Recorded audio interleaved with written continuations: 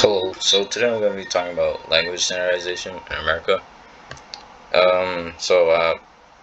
If there was a standardization of English only in America, then those people who do not speak English would be left out and will struggle to be successful in the United States. A survey was conducted showing how to be American is to speak English. Due to the ideology of only English only in America, language standardization is a requirement to be successful in America. That's just our truth.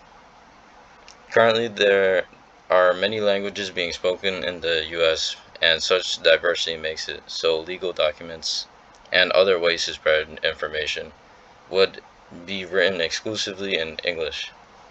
Would not be written exclusively in English. Rather, it be written in Spanish or French or whatever it is. For example, this does not happen for the rest of the world. In the Brittany Griner case, only a part of the trial was translated for her, so she didn't really understand much, and that's just not fair. This is why the U.S. should not make English its official language, because it would be very unfair for those who do not speak English well in the United States. But how did this thought come up that we need to speak English in order to be American? Well, Pew Research, uh, this right here, they conducted a study asking Americans what it means to be uh, American. So they surveyed a bunch of people, and well, the results came back that 7 in 10 black people, Latinos, and white people concur that speaking English is critical in establishing a person's American identity. The survey goes on to list some other stuff like their uh, status, like if they got went to college or not, if they have a degree or not. Uh, it also shows some stuff about age groups, and most of them also agreed that speaking English is probably the most important thing to be considered American. This makes sense because English is very frequently used, and it's going to be hard to live your daily life without speaking English in America. But to make it easier for those who do not speak English very well, there's things like translators and interpreters to make it easier for those people. And also, schools are offering classes, so you could pick up like Spanish or French or whatever, so you could be more rounded and maybe be bilingual too. And then another paper called Speak English or Go Home.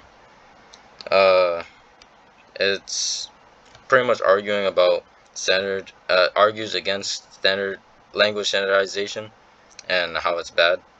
It talks about how some groups tried making English the primary language of the United States.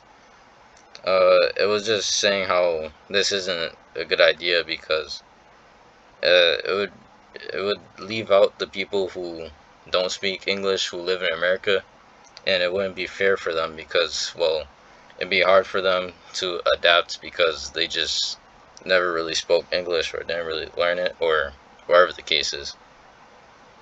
Um, it also states that the discourse of the modern English only movement, which has been in existence since the early 1980s, it is typically dominated by three main issues: education policy, linguistic access, and legislation.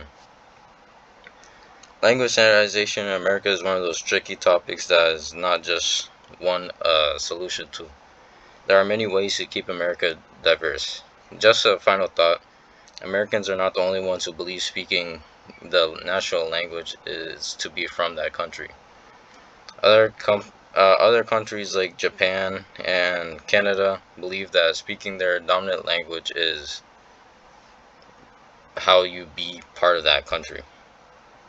Language standardization in America will be a tricky subject, like I said. However, we can continue to do things like making students at earlier age exposed to multiple languages so they can be bilingual. Also, they could offer more sources to learn a new language to everyone, not only students. While also translating things for different languages and stuff like that.